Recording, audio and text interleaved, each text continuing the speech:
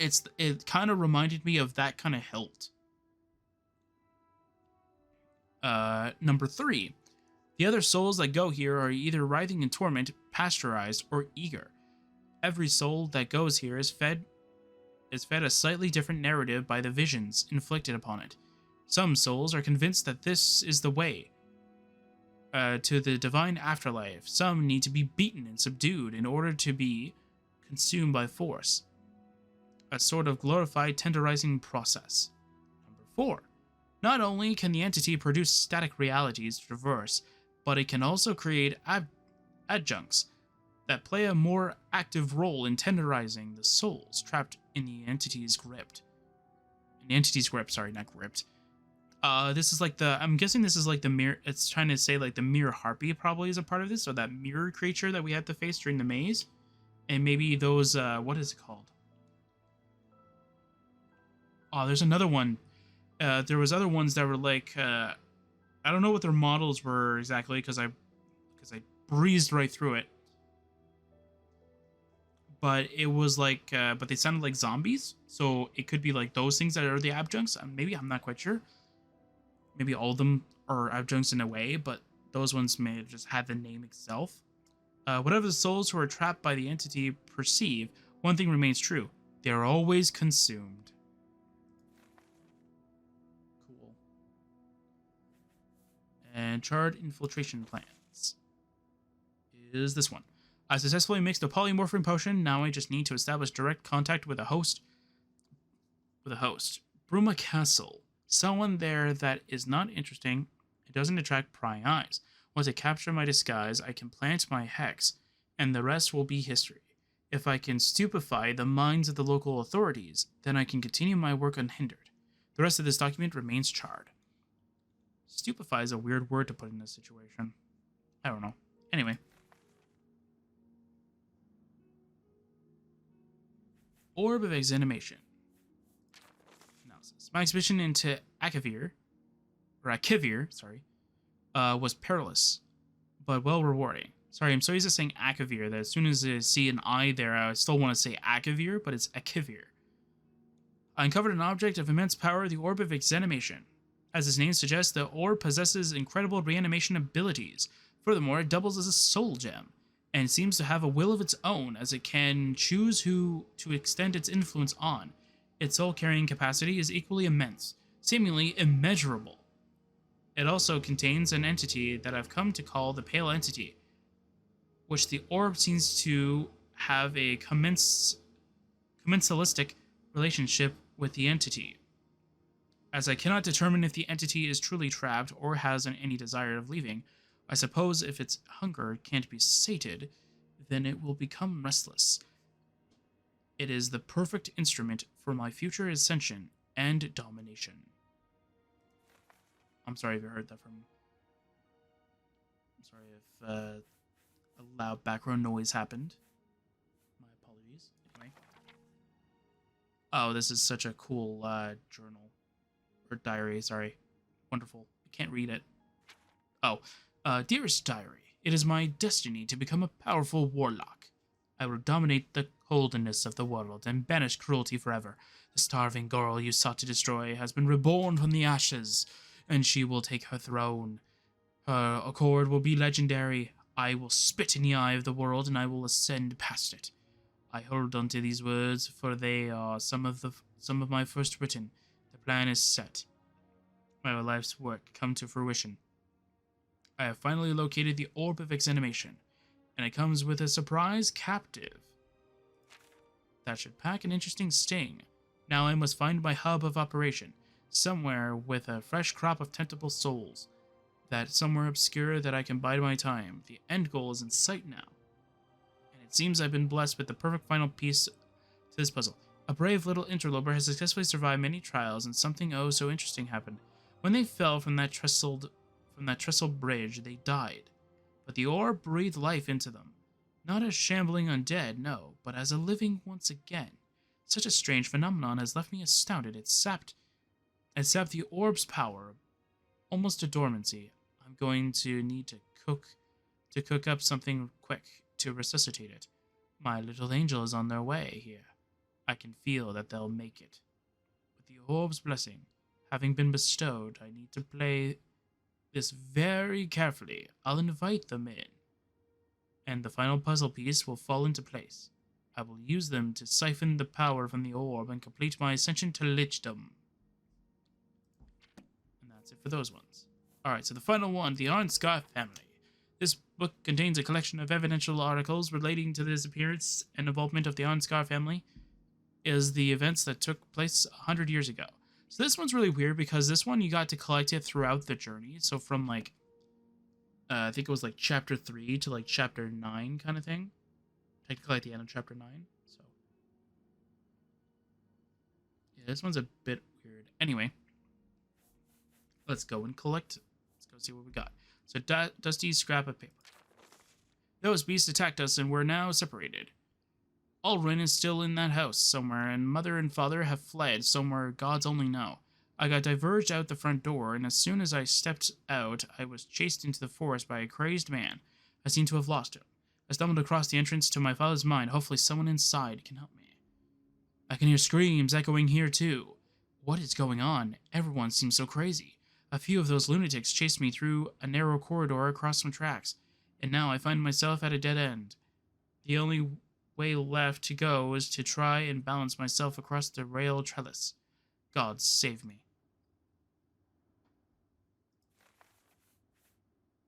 Journal number 1. I was walking into the kitchen when I saw Galmo preparing dinner, but something was off. He was hacking up a human torso. I lunged at him and pulled the cleaver from his hand, and then looked over to the cutting board, only to find... Oh no, I'm reading the wrong one in order. Although I think that this one is in order of the events. I don't know. Anyway, we'll go read the right one in order. My apologies. This one. Blood everywhere. I was sitting in the dining room preparing for dinner like any other night. We had noticed the chef wasn't delivering our meal like he usually does. That's when I heard screams coming from down the hall. My father opened the dining room door, and I peeked through and saw Galmo chasing Yennefer with a meat cleaver. As soon as she opened the front door, Galmo drove the cleaver down her spine, and a nasty spurt of blood painted the front door. My father slammed the dining room door and grasped at his head in pain. Mother ran to assist him and ordered Idis and I to barricade the door. We could hear muffled screaming coming from the kitchen and upstairs at the same time. A world gone mad. The 4 of us headed along a crawl space on the side of the house and found Adra with blood drenching her dress. Stumbling as she walked with one hand clenching to the wall, she was wielding a butter knife and lunged at my mother. With feral rage, my father intervened, and in the chaos, he ordered my sister and I to run. We became separated. I ended up inside the basement alone. The lanterns were dim, and I could hear someone coming, so I took refuge behind a wine rack. That is when I witnessed something utterly horrifying. It was the shepherd, Throst. He was dragging the mutilated corpse of Unduth, that pitiful pianist. Throst took a paring knife and dragged across Unduth's stomach, releasing all of his entrails. Throst began to taste them. Oh, I could not bear to look any longer, but I could still hear the squelching and the gnashing. I wish my ears had been taken away from me. I trembled, and all I could think of was my yearning for the end to be swift. I saw Throst toss the unrecognizable bag of flesh down the well and jump in after it. But that wasn't the end, no, far, far, far from it. From the end, I climbed out of the basement, that abyss, and that's when I saw it. A gruesome display of half-eviscerated remains, and blood and guts and red everywhere, the limbs and oh, divines, the smell! I vomited and almost lost consciousness. That is when I stumbled my way upstairs to the secret alcove and shut myself in. I heard many, many things after that. I can't take it. Please end this nightmare. Where is Mother and Father? Where is Idis? Divines? Why? And this is where I think that this one kind of comes in beforehand, but I'm not quite sure. I was walking to the kitchen and was I was walking to the kitchen when I saw Galmo preparing dinner, but something was off. He was hacking up a human torso. I lunged at him and pulled the cleaver from his hand, and then looked over to the cutting board, only to find that it was venison. I dropped the cleaver and fled the kitchen. What is happening to me? Agna, one of the caretakers from Bruma Castle, showed up at our front door. She said she had to drop off a new linen that Sulga ordered for the dining room table. I let her in, and that's where she went. I spoke to Sulga, and she said she never ordered a new tablecloth. I went into the dining room, and Agna was nowhere to be seen, and there wasn't a tablecloth. So I wonder if that's definitely Urivessa, but because we know that there is an entrance to her little alcove over in that area, I wonder if that's where she was just heading back there, kind of thing.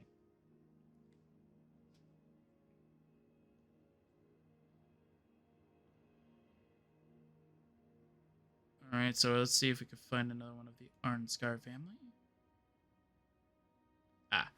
The next one on the list of things that's on the Arnscar family is this ring right here, which, of course, we cannot read, so.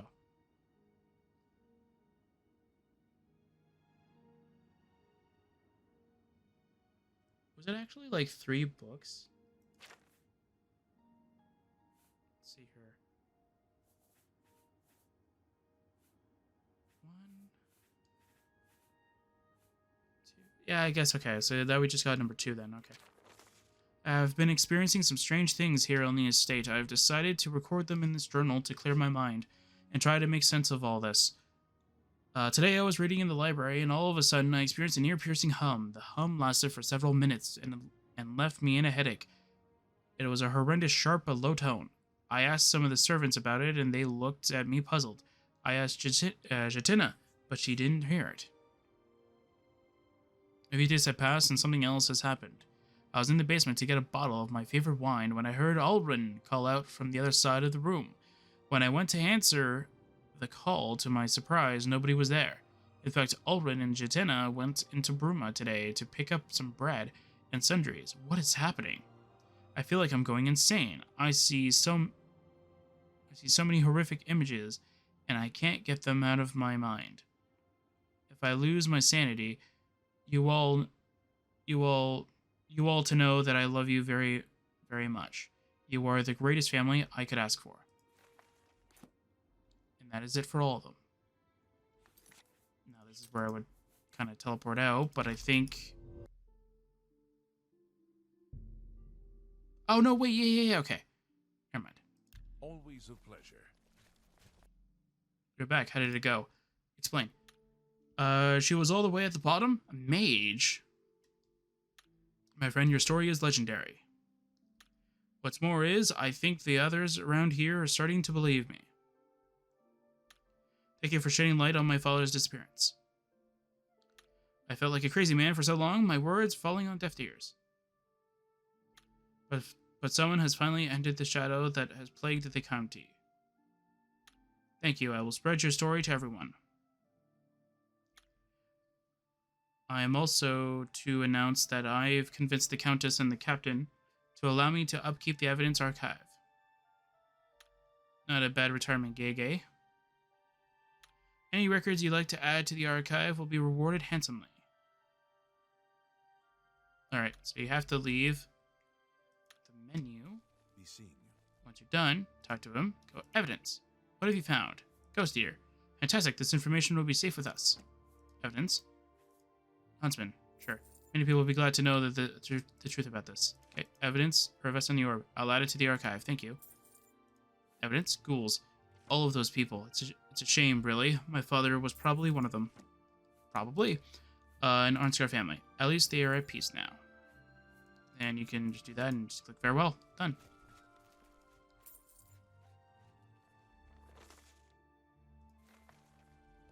Okay. Alright, so let's go leave. Greetings to you. Let's go see if I'm actually correct on that, though. That the person that we see in that dream is actually Agna, or whatever her name is. Is this supposed to be Agna? Yeah, I think it's Agna. Let's go load up the save. Let's go see if it's Agna.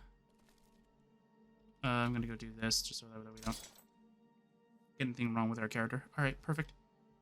Yes, yes, yes, blah, blah, blah, blah. We've already done this. Just want to make sure that nothing bad saboteur. Oh, man, still our speed is broken? That's weird. Shouldn't do that. We have to leave. And by leaving, we will find you. Are you Agna? Sorry, dear. No time to chat. I'm off to do some cleaning in the Lord's Manor. It is Agna! Yes! The guardsmen seem mighty busy today. Keep up the good work. Okay. So let's see where she goes. Give me a second. I do have this. See if we can... Oh. Oh. Oh, that is interesting. Okay, give me a second. Oops, not set. Ooh. That is interesting. Okay, so they are considered a ghost. If you don't know what that means that only traps can actually hurt them. No physical damage can actually hurt them, no spells. Although I found that it was kind of weird, though, that that I think something was able to hit me with a spell. Which shouldn't happen. Oh, okay. So yeah, so that was Agna. So that could either be the normal one, or what I believe is Uravessa going to destroy the records while we're trying to figure out what's